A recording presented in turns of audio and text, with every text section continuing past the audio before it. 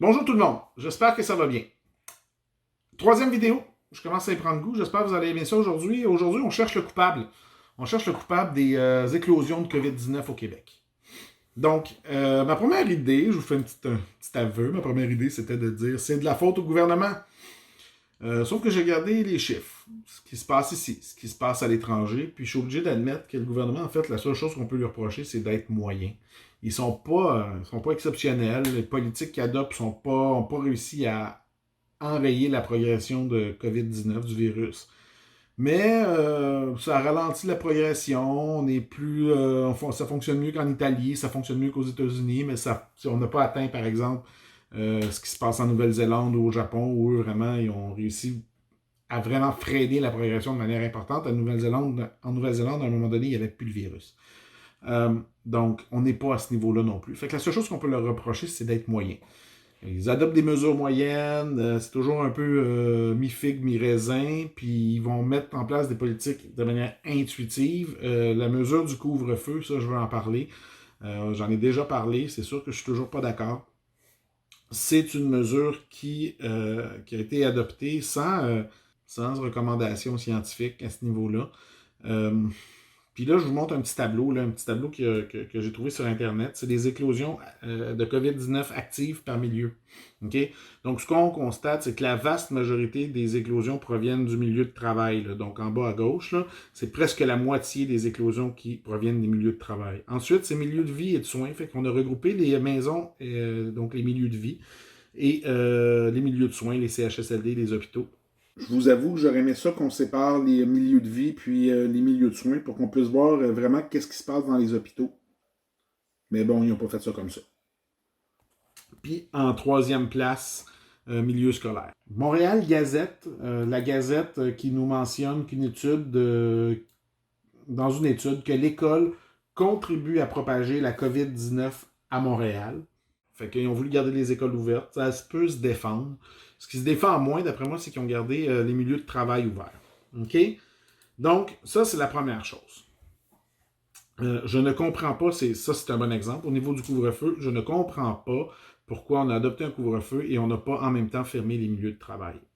Et ça, j'ai dit, je ne suis pas juriste. Je continue de penser que ça ne passe pas le test constitutionnel. Je vais vous expliquer pourquoi. Je suis allé lire des avis de juristes, OK? Et ils sont divisés sur cette question-là, mais à peu près tous les juristes font référence à un principe de droit qui s'appelle la proportionnalité. OK?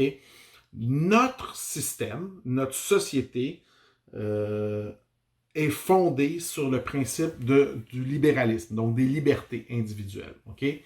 Si le gouvernement veut transgresser ça pour des mesures, pour des raisons sanitaires, des raisons d'urgence, guerre, etc., il faut que la mesure soit proportionnelle au danger, si vous voulez. Okay? Donc, pour remettre en question les fondements de la société, donc, par exemple, ici, la liberté, il faut avoir des maudites bonnes raisons, puis il faut que ça soit la dernière chose que tu fais. Et c'est là où est-ce que je pense que le gouvernement se trompe, c'est que ils ont gardé les milieux de travail ouverts, mais ils ont forcé un couvre-feu. Donc, d'après moi, puis ça, comme je vous dis, je ne suis pas juriste, ils ne respectent pas le principe de proportionnalité, et c'est comme ça qu'ils pourraient se faire battre en cours. Puis là, c'est important ce que je veux dire, OK? Moi, ma spécialité, comme j'ai dit, c'est pas le droit. Moi, je suis un spécialiste en administration publique, puis je vais vous expliquer comment ça fonctionne, OK? Avant que vous alliez vous promener dehors déguisé en chien pour contester le décret, là. En attendant que ça soit contesté en cours, puis que la Cour, puis probablement la Cour suprême, donc dans plusieurs millions d'années, décide de trancher envers les gens pour les gens qui ont contesté leur contravention, là, il va y avoir du temps qui va s'être écoulé. Et en attendant, ben, le décret s'applique. Donc, c'est à ce moment-ci interdit de sortir entre 20h et 5h du matin. Le décret s'applique et après on peut le contester. Et si on gagne en cours, là, on annule les contraventions qui avaient eu lieu auparavant. Il va peut-être avoir un recours collectif. Je n'ai aucune idée de ce qui va se passer. Peut-être qu'on va abandonner les poursuites aussi pour tout simplement pas avoir à se lancer dans une procédure comme celle-là qui va être interminable. Donc, voilà. Ça, c'est au niveau du couvre-feu. Maintenant, OK? on vient à c'est qui le coupable? Ben, c'est personne. C'est personne. Oui, le gouvernement pourrait faire mieux. Oui, il y a des groupes de personnes, des groupes d'individus qui pourraient faire mieux aussi, puis qui ont triché ou je sais pas quoi. Mais quand on regarde les chiffres, on est obligé de constater qu'on suit la courbe d'à peu près, de la courbe moyenne, en fait. Euh, Puis ce qui m'a frappé, moi, c'est que cette année, il n'y a pas zéro éclosion de grippe. Qu'est-ce que ça signifie, ça?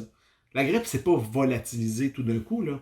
Ça signifie en fait que les gens respectent tellement les mesures de distanciation que la grippe ne voyage pas entre les individus. Donc, il n'y a aucune éclosion de grippe. Ça ne veut pas dire qu'il n'y a pas de cas de grippe. Il y a peut-être quelqu'un qui a attrapé la grippe quelque part et ce n'était pas la COVID. Mais il n'y a pas d'éclosion de grippe. Ça signifie, dans le fond, que les gens les respectent, les mesures. Fait qu'il faut arrêter de chercher un coupable, de dire « Ah, ces gens-là ne respectent pas les mesures, ces gens-là ne respectent pas les mesures. » Les gens respectent massivement les mesures. OK? C'est ça que je veux vous dire, c'est qu'on fait une bonne job. On travaille fort, ça nous pèse lourd, c'est difficile. Il y a des gens, je reviens avec les gens de problèmes de santé mentale, les itinérants, etc., qui, eux, c'est tellement triste qu'est-ce qui se passe pour ces gens-là avec le couvre-feu, mais il faut arrêter de penser qu'il y a un coupable. Je vous en conjure. Si j'ai une demande à faire, c'est à François Legault, c'est de dire, regardez, on fait ce qu'on peut. On fait tout le monde ensemble, on fait ce qu'on peut, puis